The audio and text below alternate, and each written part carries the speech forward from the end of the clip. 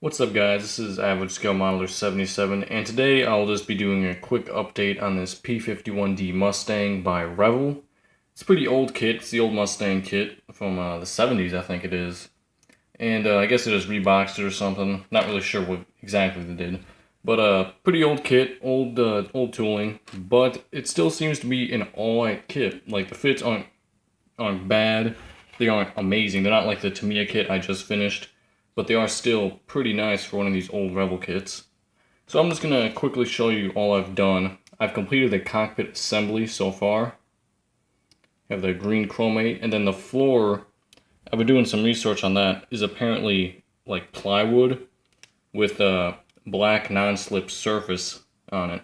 So what I did was I painted it all wood, then I put some black on there, but I left some places with the wood shining through where it would be more more weathered, just to look like the black non-slip surface kind of scuffed off or something, and the wood's shining through. And I like it. I like the effect it has. There's no instrument panel decal, so you just had to paint that by hand. No big deal, but whatever. Still looks nice. The seat has seat belts on it, as you can see. There is a pilot figure that comes with this.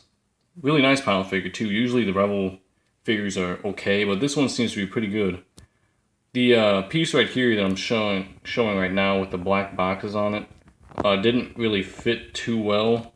Really had to work on it, but went in there okay after a while of just fiddling with it. The wings are really nice. They go together really nicely.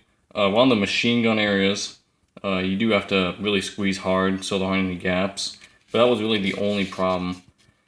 Right here you have this panel that you could position open or closed. I want mine to be in flight. So, I glued it down. There seem to be some gaps right there along the sides, but, I don't know. I might try and fill it, I might not. Maybe some primer might hide some of the stuff, but I'm not really sure. Now, one problem you do have to deal with if you want it to be in flight is that these, rear landing gear doors are already molded on open, so you don't really have an option to have it in flight. It's supposed to be landing gear down, so you kind of have to cut those off and then glue them in yourself. And of course it's not going to fit right because they're not made for that.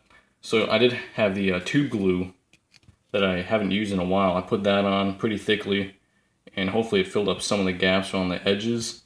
And then you're going to have to glue the two fuselage pieces together, and then I'm thinking I'm just going to put a bunch of putty down there just to fill up any of the gaps and stuff. So, this build's going pretty nicely. I'm really enjoying it. It's pretty fun.